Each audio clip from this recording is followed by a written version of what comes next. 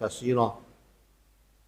توفیق الہی اور اپنے بزرگوں کی برکت سے سورہ کہف کا خلاصہ بیان کیا جا رہا ہے۔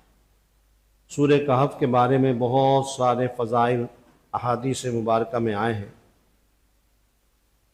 مختصراً یہ ہے کہ جمعے کے دن اگر اس کو پڑھا جائے تو پورا ہفتہ ہر فتنے سے بھی حفاظت ہوگی، اور اگر دجال نکل آیا تو اس کے فتنے سے بھی حفاظت ہوگی۔ اور جمعے کے دن پڑھنے والے کے پاؤں سے لے کر آسمان تک نور کا سلسلہ قائم ہو جاتا ہے، اور اس کے پڑھنے سے سارے صغیرہ گناہ بھی معاف ہوتے ہیں۔ یہ دجال کے شر سے جو حفاظت ہے، یہ دجال کا فتنہ بہت بڑا فتنہ ہے۔ اس امت کے اندر جتنے بھی فتنے ہیں ان سب میں سب سے بڑا فتنہ دجال کا ہے، کہ جب دجال نکلے گا تو اللہ رب العزت اس کو ایسی طاقت دیں گے کہ جو کسی کو بھی اللہ نے نہیں دی۔ یعنی ایسی طاقت کہ آپ سوچیں کہ مردے کو زندہ کر دے گا، اور جہاں چاہے بارش کرا دے گا، اور جہاں چاہے گا سبزہ کرا دے گا، پھل لگوا دے گا، کھیتیاں لگ جائیں گی اور پیداوار ہو جائے گی، اور جہاں چاہے گا وہاں کی پیداوار کو ختم کر دے گا، کھیتیاں بھی ختم، پھل بھی ختم، درخت بھی ختم۔ جہاں چاہے گا اللہ کی طرف سے اس کو اختیار ہوگا تو وہاں جانوروں کے تھنوں میں دودھ آ جائے گا، بھر جائیں گے دودھ سے جانور، اور جہاں چاہے گا ان کے تھنوں کو خشک کر دے گا۔ یعنی سب کچھ اللہ رب العزت نے اس کے ہاتھ میں دیا ہوگا۔ اب آپ سوچئے کہ آج کا دور جو فتنوں کا دور ہے، ہر آدمی مادیت کے اور مال کے پیچھے بھاگ رہا ہے، اور آہستہ آہستہ یہ مادیت اور مال اور دنیا کا فتنہ بڑھتا جا رہا ہے۔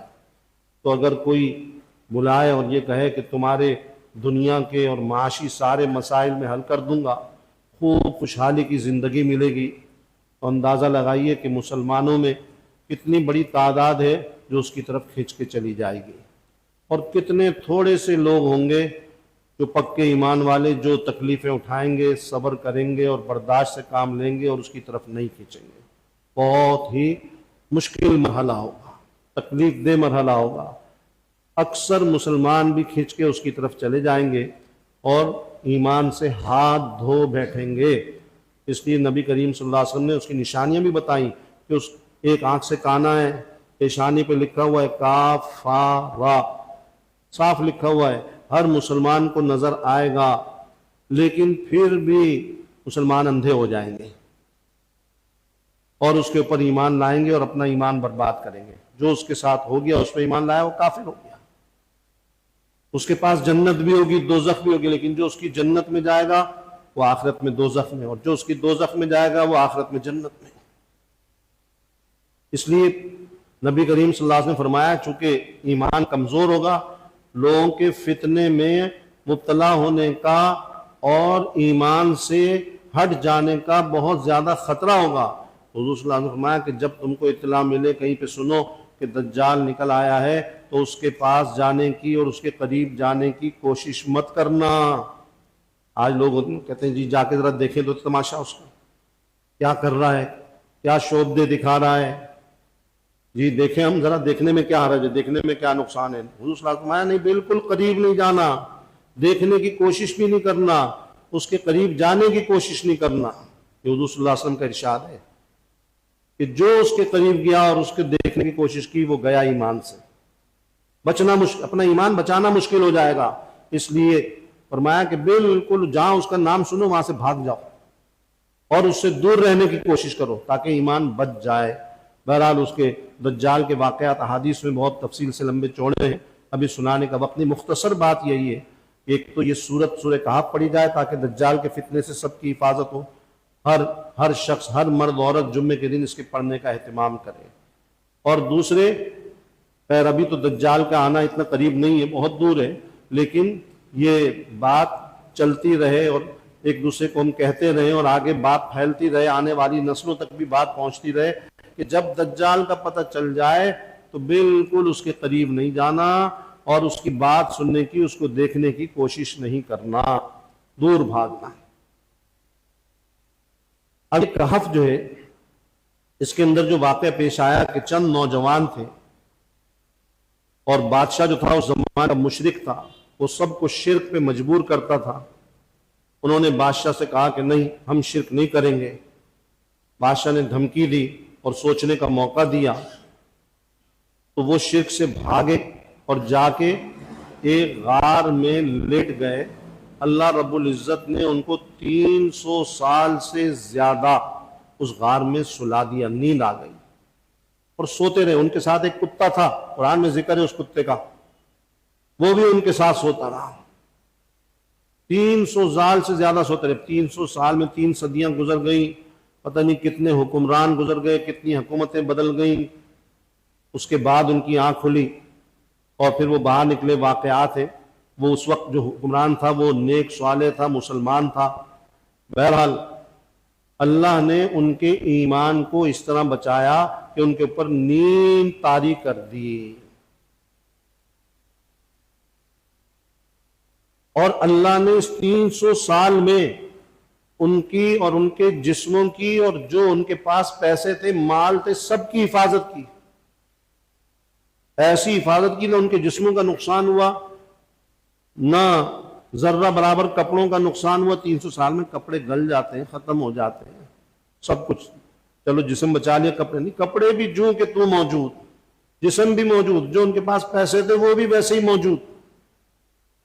اور 300 سال کے بعد وہ اٹھے، صحیح نیک آدمی بادشاہ بن چکا تھا، اور اس بادشاہ کو علم ہوا اور بادشاہ نے ان کو بلایا، ان سے ملا، اور بادشاہ کو پتہ چل گیا تھا کہ ایسے کچھ نوجوان تھے، اور اللہ نے ایسا غائب کیا کہ وہ جو مشرک بادشاہ تھا وہ ان کو ڈھونڈتا رہا اور وہ پہنچ نہیں سکا ان تک۔ اللہ نے ایسا چھپا لیا، پردہ ڈال دیا۔ بہرحال وہ اس کے بعد وہ فوت ہو گئے، اور جب وہ فوت ہو گئے اسی غار میں فوت ہوئے اور وہیں پر دفن ہوئے، اور بادشاہ نے ان کی یادگار میں ایک مسجد تعمیر کی۔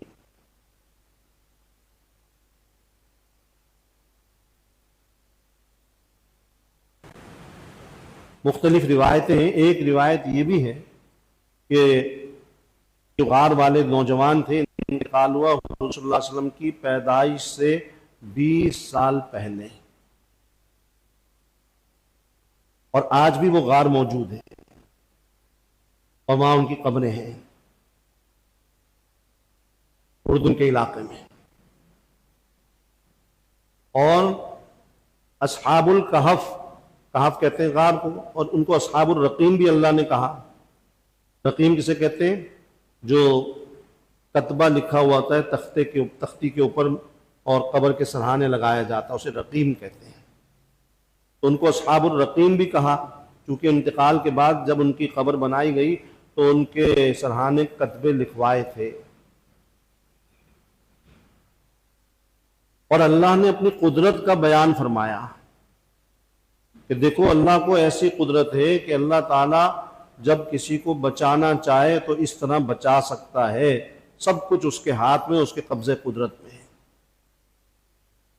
اس کے بعد اللہ تعالیٰ نے حضرت موسیٰ علیہ السلام کا حضرت خضر علیہ السلام کے ساتھ ایک واقعہ بیان فرمایا، اور اس کے شان نزول میں مفسرین نے لکھا ہے کہ کسی شخص نے حضرت موسیٰ علیہ السلام سے پوچھا کہ اس وقت زمین میں سب سے بڑا عالم کون ہے؟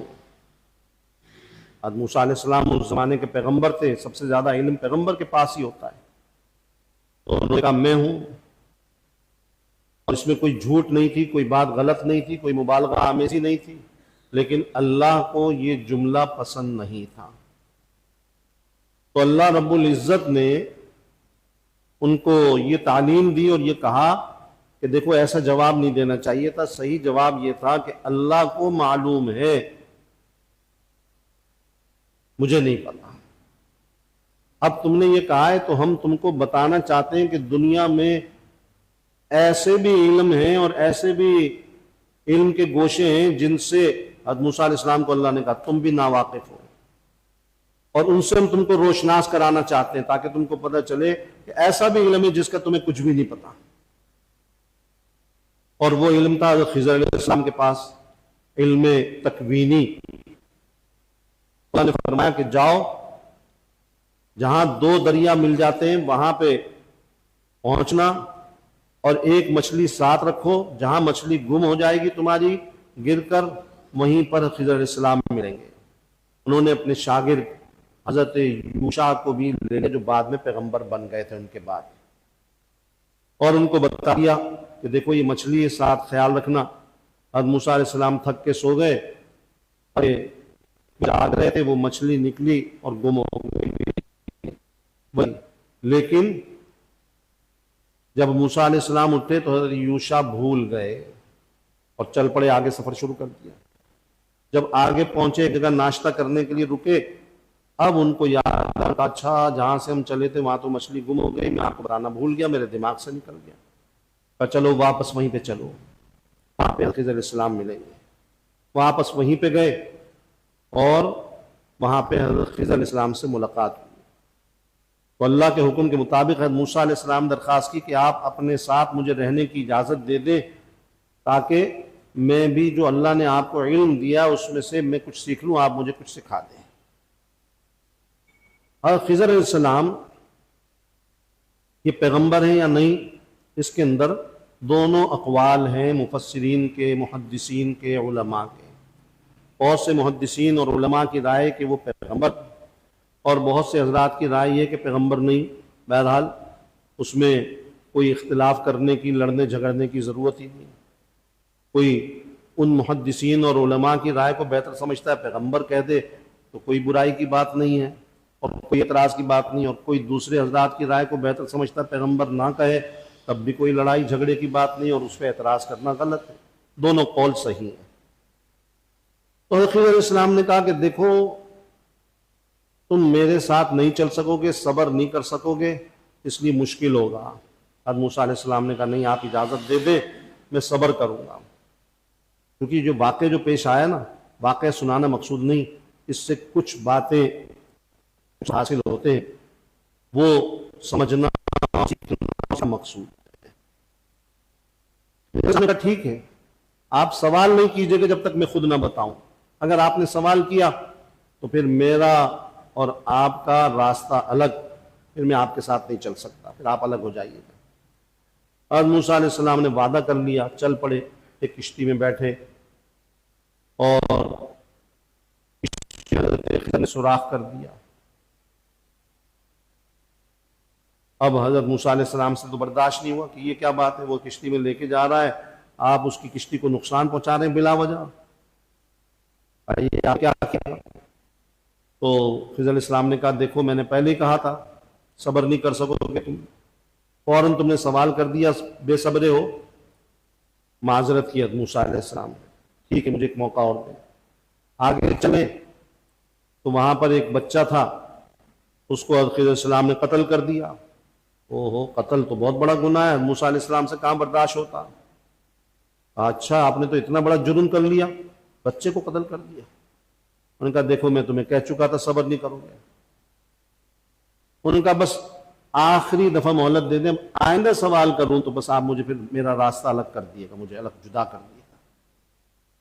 خیر ایک بستی میں پہنچے، کھانا مانگا، لوگوں نے انکار کر دیا، وہاں ایک دیوار دیکھی گرنے والی تھی، خضر علیہ السلام نے اس کو سیدھا کر دیا، مرمت کر دی اس کی۔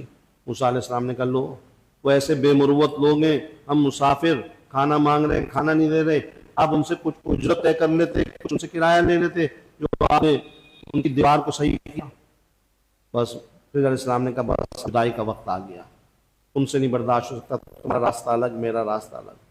اور پھر حکمت بتائی، کشتی کو کتنا سوراخ کیا کہ ایک ظالم بادشاہ آگے کھڑا ہوا تھا، جس کی کشتی بالکل صحیح بے عیب ہوتی تھی اس کو چھین لیتا تھا، جس میں کوئی عیب ہوتا تھا اس کو چھوڑ دیتا تھا۔ یہ کشتی والے بھی بیچارے غریب لوگ تھے، تو میں نے عیب پیدا کر دیا تاکہ بادشاہ اس کو نہ چھینے اور ان کی کشتی کا نقصان نہ ہو۔ اور بچے کو میں نے کیوں قتل کیا کہ اللہ تعالیٰ نے مجھے حکم دیا تھا کہ یہ بچہ ماں باپ اور بچہ بڑے ہو کر بڑا سرکش بنے گا اور کافر بھی ہوگا اور ان کو نقصان بھی پہنچائے گا، اور اس کی سرکشی کی وجہ سے ڈر ہے کہ ان کے ماں باپ کا ایمان خراب نہ ہو جائے، اللہ نے کہا اس کو قتل کر دو، تو میں نے اللہ کے حکم سے قتل کیا۔ دیکھیے جو روح نکالتا ہے فرشتہ، حضرت اسرائیل ملک الموت، تو یہ روح نکالنے والا بھی تو گویا کسی کی جان لے رہا ہے نا، تو اللہ کے حکم سے لے رہا ہے، وہ مجرم نہیں ہے۔ اللہ نے کہا جاؤ فلاں کی جان نکالو، اس نے اللہ کا حکم پورا کیا، اس نے کوئی گناہ تھوڑی کیا۔ تو اسی طرح کبھی اللہ رب العزت جس طرح فرشتوں سے کام لیتا ہے، اللہ نے خضر علیہ السلام سے ہی کام لیا، کہا جاؤ اس کی جان لے لو، انہوں نے اللہ کے حکم کو پورا کیا، اپنی مرضی سے قتل نہیں کیا۔ تو اس لیے اللہ کے حکم کو پورا کرنا قتل نہیں ہے، یہ گویا کہ اس کی فرشتے نے روح نکالی، انہوں نے بھی گویا کہ اس کی روح نکال لی، تو یہ اللہ کے حکم کو پورا کیا ہے۔ اس میں تکوینی مصلحتیں ہوتی ہیں، اللہ تعالیٰ یہ تکوینیات سپرد کرتے ہیں فرشتوں کے بھی، اور بعض اوقات کسی اور کے بھی، مختلف لوگوں کے اور مختلف ہستیوں کے، اور وہ یہ تکوینیات کے سارے کام کرتے ہیں، اور اس کے اندر جو حکمتیں مصلحتیں ہیں وہ عام لوگوں کو پتہ نہیں چلتی ہیں۔ موسیٰ علیہ السلام کو پتہ نہیں چلی، جب انہوں نے بتائیں تو پتہ چلی۔ تو ایک تو موسیٰ علیہ السلام کو یہ علم ہو گیا کہ کبھی دنیا میں یہ مت سمجھنا کہ سب سے زیادہ علم میرے پاس ہے، دوسرے بھی لوگ ایسے موجود ہیں جن کے پاس علم ہے، جیسے خضر علیہ السلام کے پاس یہ علم تھا جو حضرت موسیٰ علیہ السلام کے پاس نہیں تھا۔ اور دوسرا اس میں ساتھ رہنے کے اور ساتھ پڑھنے کے استاد اور شاگرد کے بڑے آداب سکھائے گئے کہ اگر کوئی شاگرد ہے تو اس کو استاد کے ساتھ کس طرح رہنا چاہیے، اور خود سوال اگر استاد منع کر دے تو سوال نہیں کرنا چاہیے۔ ہاں منع نہیں کیا پھر تو سوال کر سکتے ہیں، لیکن استاد نے منع کر دیا تو پھر سوال نہ کرے، یہ استاد کو تکلیف دیتا ہے۔ اور سب سے بڑی بات یہ بتا دی کہ حضرت موسیٰ علیہ السلام جتنے بھی پیغمبر ہیں یہ تشریع کے پیغمبر ہیں، شریعت کے پیغمبر ہیں، شریعت کے پابند ہیں، اور امت کو اس کی پابندی کا بتلاتے ہیں، لیکن تکوینیات بھی ایک بہت بڑا علم رکھتا ہے، اور اس کائنات میں جو کچھ بھی ہو رہا ہے، بظاہر کسی کا نقصان بھی ہو رہا ہے، تو اس میں اللہ کی طرف سے بے شمار حکمتیں کار فرما ہیں، اور وہ اللہ ہی جانتا ہے اس میں کیا حکمتیں ہیں۔ تو چند اللہ نے حضرت خضر علیہ السلام کے واقعے میں بتا دی، اور یہ گویا کہ اشارہ کر دیا کہ اگر کسی کو تکلیف آ رہی ہے، نقصان ہو رہا ہے، صدمہ آ رہا ہے، غم آ رہا ہے، بیماری آ رہی ہے، کسی بھی قسم کی ناگواری آ رہی ہے، اس میں اس کا یقیناً کوئی نہ کوئی دنیا کا فائدہ ہے جو ابھی اس کو سمجھ میں نہیں آ رہا۔ وہ فائدہ چاہے 1 مہینے بعد پتہ چلے، چاہے 1 سال بعد پتہ چلے، چاہے 100 سال کے بعد پتہ چلے، اور ہو سکتا ہے کسی کو دنیا کی زندگی میں پتہ ہی نہ چلے، مرنے کے بعد پتہ چلے گا میدان محشر میں کہ اس میں کیا فائدہ تھا۔ اللہ کے ہر فیصلے کے اندر حکمتیں ہوتی ہیں۔ یہ حضرت ذوالقرنین کون تھے جن کا ذکر اللہ نے کیا؟ کون سے زمانے میں تھے؟ مفسرین نے لکھا ہے یہ حضرت ابراہیم علیہ السلام کے زمانے میں ہوئے، اور یہ مسلمان بادشاہ تھے، اور انہوں نے بنی اسرائیل کو دوبارہ فلسطین میں آباد کیا، اور غلام بنے ہوئے تھے ان کے زمانے میں بنی اسرائیل، ان کو غلامی سے نجات دلائی،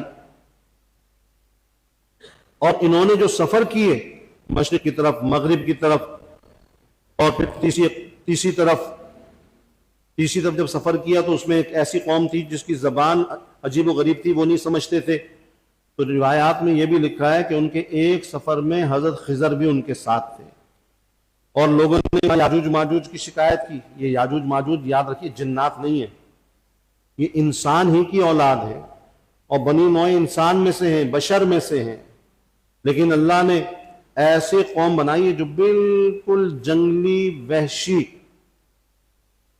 انسانی خون کے پیاسے،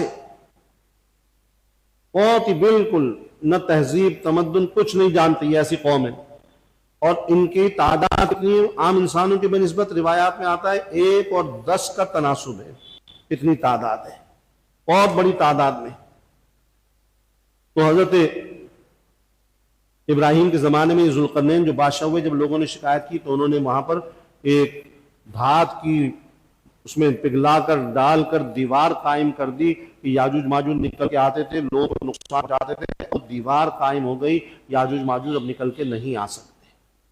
اور اس کے بارے میں مختلف روایتیں ہیں کہ وہ اس دیوار کو ختم کرتے ہیں، ڈھاتے ہیں یا کسی بھی طریقے سے اس کو توڑتے ہیں، اور آخر میں جب تھک جاتے ہیں تھوڑی سی رہ جاتی ہے تو کہتے ہیں کل کریں گے اور چھوڑ دیتے ہیں. جب دوسرے دن آ کے کھڑے دیکھتے ہیں جاگ کر تو وہ دیوار ویسے کی ویسی بڑی ہوتی ہے. بہرحال مختلف روایتیں. جب قرب قیامت ہوگا عیسیٰ علیہ السلام بھی موجود ہوں گے.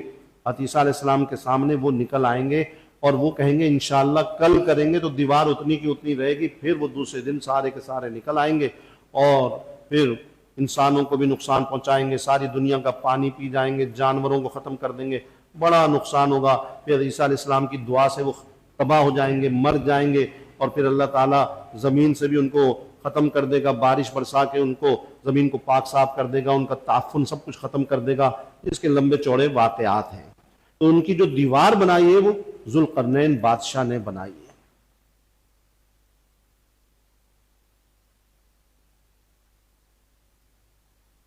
الحمدللہ رب العالمین والصلاة والسلام علی سید الانبیاء والمرسلین. ربنا اتم لنا نورنا واغفر لنا انک علی کل شیء قدیر. اللہم ارنا الحق حقا وارزقنا اتباعہ وارنا الباطل باطلا وارزقنا اجتنابہ. اللہم لک الحمد کلہ ولک الشکر کلہ. اللہم انا نعوذ بک من زوال نعمتک وتحول عافیتک. اللہم استر عوراتنا وآمن روعاتنا. اللہم انا نسألک من خیر ما سألک من نبیک محمد صلی اللہ علیہ وسلم ونعوذ بک من شر ما استعاذ من نبیک محمد صلی اللہ علیہ وسلم وانت المستعان وعلیک البلاغ ولا حول ولا قوة الا باللہ. صلی اللہ تعالی علی خیر خلق محمد وآلہ وصحبہ اجمعین. آمین.